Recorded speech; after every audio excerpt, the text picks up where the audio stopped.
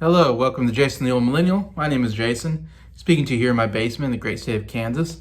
In this video, I'm continuing my ranking every single Beatles song. I'm starting to get up there quite a bit. I am now at number 36 through number 33, so we're definitely getting there. Be finishing this hopefully before too long. But man, these are some amazing songs. I hope you enjoy them too here on Jason the Old Millennial.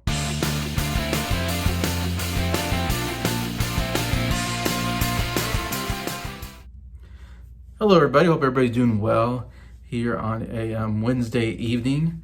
Back to you talking about the Beatles again and continuing my list. I am down to now 36 or 33, so we're getting closer to my top 30, and before too long, it'll be my top 20.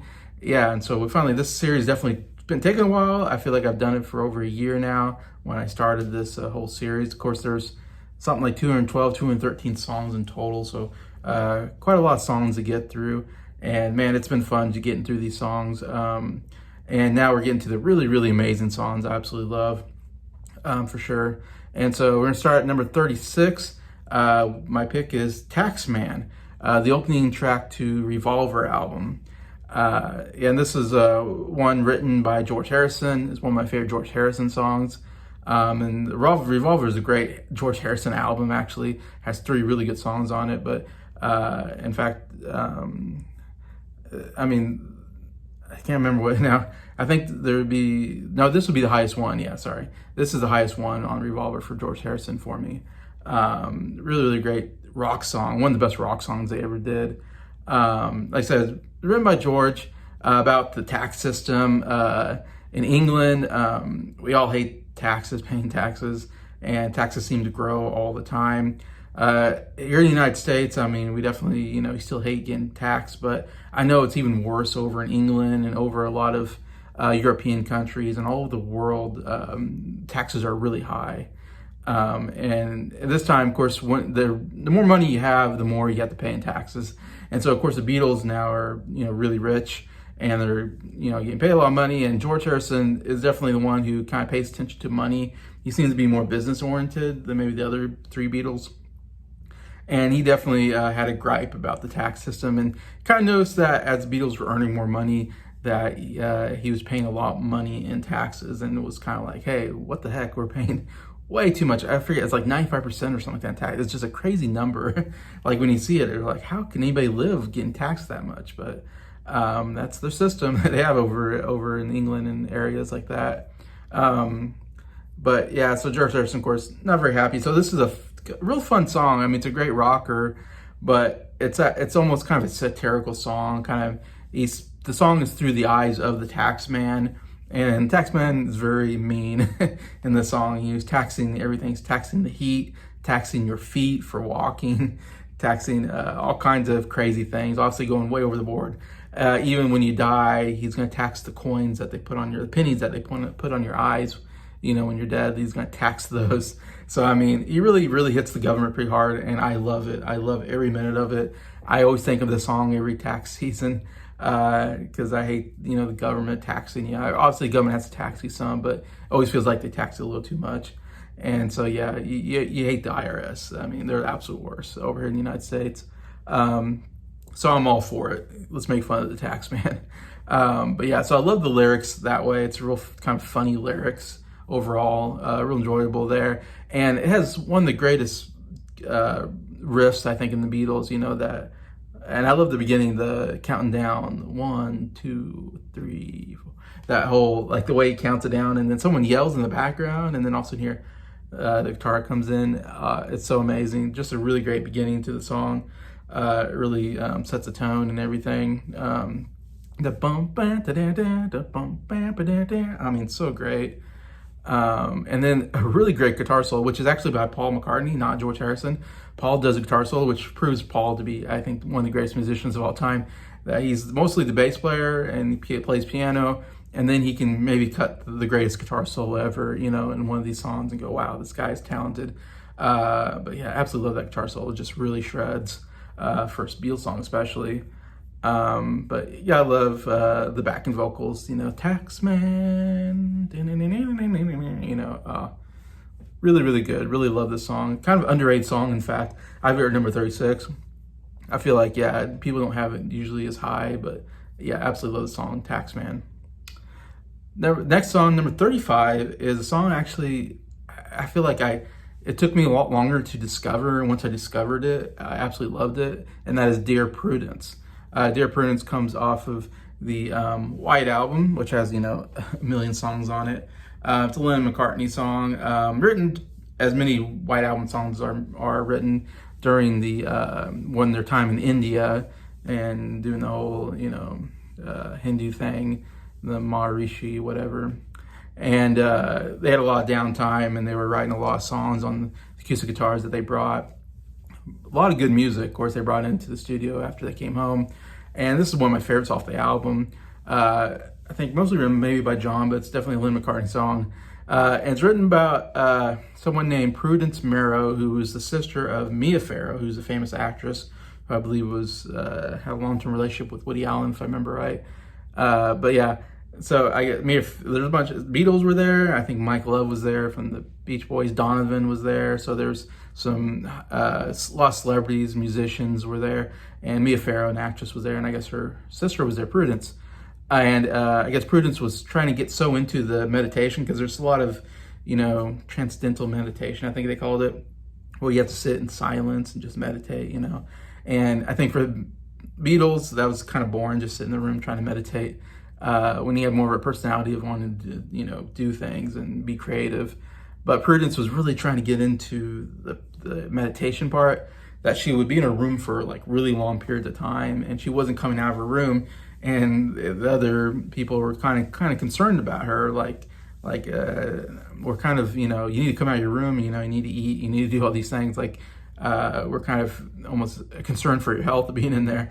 And so John, I think mostly, but Lennon McCartney wrote this song, Dear Prudence, to Prudence Marrow, saying, and the whole song's, Dear Prudence, come out and play, come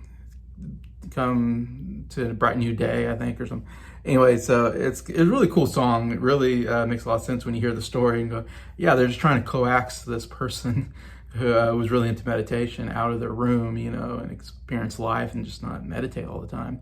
But this is, like I said, this is a song I actually didn't really know for a long time. And again, it's weird because being a big Beatles fan since I was a kid, I thought I knew everything about the Beatles. And then I was playing a Beatles rock band on the Wii, one of my favorite games, favorite guitar game, whatever, rock band game. And the section gets into this time period, and Dear Prudence is on there. And I remember playing it going, Dear Prudence, what song is this? I didn't really know the song. And I was blown away on Rock Band. So it was really Beatles Rock Band that made me fall in love with the song as you play it, because I love the beginning acoustic part, the strumming, or not the strumming, but the picking of that is a really cool part. I mean, absolutely amazing. Really difficult. I tried to play it on the acoustic guitar, and I really have a hard time trying to get the picking right. How they do it. It's a very kind of complicated picking style that they did there. But yeah, I love it starts off kind of really soft with that kind of style, but then as the song goes on, it becomes more of a rock song. It kind of crescendos, brings in some electric guitar, and the round, around, around, around, that part is great. And then all of a sudden it goes back into that bum, bum, bum, bum. It's got these really high strings on it, they're hidden. And when it goes back into that acoustic part, I just love it. Going acoustic to electric, back to the acoustic. It was really great. And yeah, it's just a really fun song, and just amazingly written and arranged, and all the Beatles are kind of contributing vocal-wise. And yeah, it's just a really kind of amazing song that I'm glad I found out. And now it's way up here at number 35 on my list, Dear Prudence. All right, number 34, one of their big singles back in 1965, and this is We Can Work It Out. A Lennon McCartney song, but mostly it's McCartney here writing about his experience.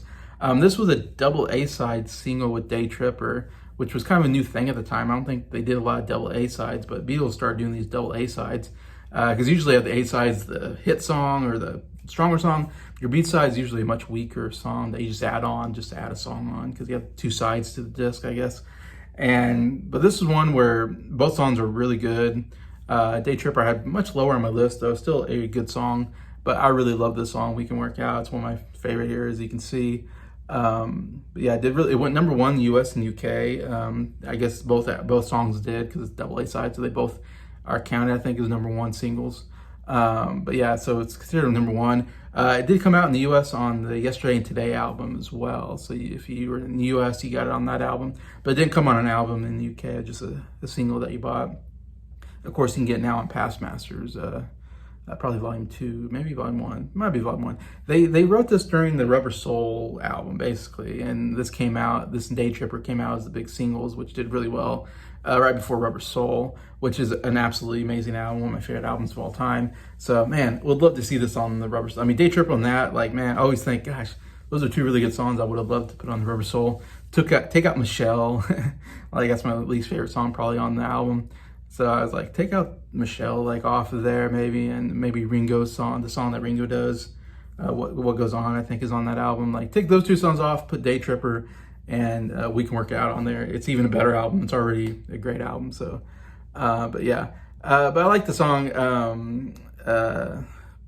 Paul's talking about, of course, relationship. He's talking about his relationship with Jane Asher, which I've talked many times on this Ranking Beatles channel series, that he probably writes the most songs about Jane Asher. Is probably the person he writes the most about during his Beatles time. I mean, that was his big relationship during that time before they broke up, and then he started dating Linda.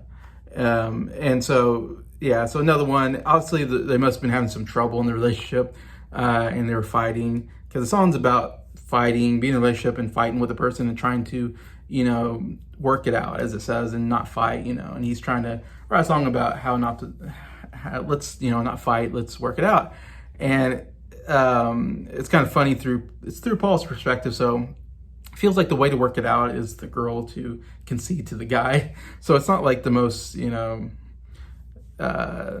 marriage or relationship counseling type song like this. I don't know if that's exactly how a relationship should work.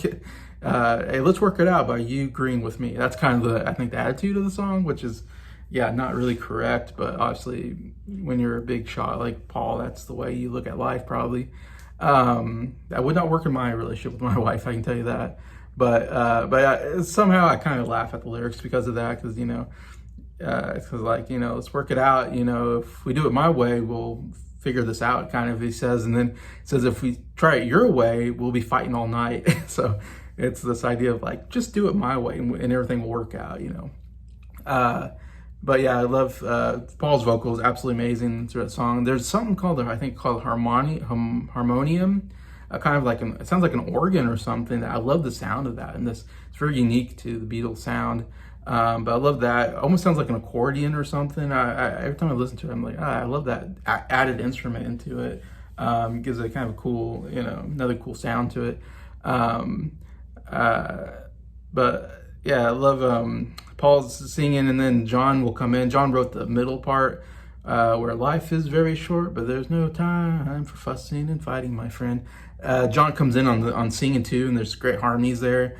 And it's definitely, get two personalities, Paul's personality, We Can Work Out, John, life's too short, and I kind of agree with that. Life is too short to be fighting all the time. So if you're fighting all the time, it's not a good relationship to be in. I'd rather be in one where you're not fighting with the person, because, yeah, life's too short to just keep fighting. It's stressful and all that. But I do love that part. And I love, George kind of came up with this 3/4 German waltz time that just kind of, it's a pretty fast-paced song with a lot of electric strumming, I think. And then that one part, fussing and fighting, my friends, it slows down to 3/4 time, and then goes back into the probably 4/4 time, whatever, the time signature. I love that. It really adds something to the song. It's just like out of nowhere, all of a sudden we slow it down, and then we go back. And yeah, I think it adds a lot to my enjoyment of this song. But yeah, overall, great song. At number 34, We Can Work It Out. And then my last song on here, number 33, is off the Sgt. Pepper's Lonely Hearts Club Band album, and that is Getting Better, another Lennon McCartney song. Mostly probably Paul, I'm guessing. I think it was a very good collaboration where they both probably did quite a bit into it. I can't say I've read anything that was one more than the other, I guess. Paul does do the lead singing on it. It's a song about, yeah, things are getting better. So there's a positivity to that I really like about the song. Yeah, it's one of my favorite songs off the Sgt. Pepper's Lonely Hearts Club Band, and somewhat of an underrated song. I think it's here at number 33, and I don't know if other people have it as high as I do, but I absolutely love the song. I love the guitar. There's this really high strumming of the guitar that I absolutely love. It's like dun dun dun dun dun dun dun dun dun, and it goes throughout the whole song. And I love the sound of that song because he's playing it very like high on the, on the guitar, way up here where you can really hit, the higher you go, the farther down you go, the higher the notes will be. And so, and I played on guitar. It's a fun song to play on guitar. I just love playing that strumming pattern of that. Besides some other guitar work that goes in, that's really great. But yeah, great vocal work by Paul here, and just a real fun song, and some great backing vocals as well. It's getting better all the time. Can't get much worse. I just love that response from the backing vocals. And again, it's another one where John wrote that part. Paul wrote the positive side of it's getting better, and John writes a more negative side of it can't get much worse, which is the way he looked at life probably compared to Paul. So it's great collaboration between the two for sure. But I just love the getting so much better all the time. Getting better all the time. I mean, so good. And the better, better, better. Some great vocal work there on that chorus part of it. And yeah, just a really great pop song. Again, one of my favorites here, number 33, Getting Better. So that's the 4 for now. Please feel free to comment. What do you think about these songs? What are your favorite out of here? What are they too high? Are they too low? What should be in here? Whatever. I love to read the comments and always reply back to the comments.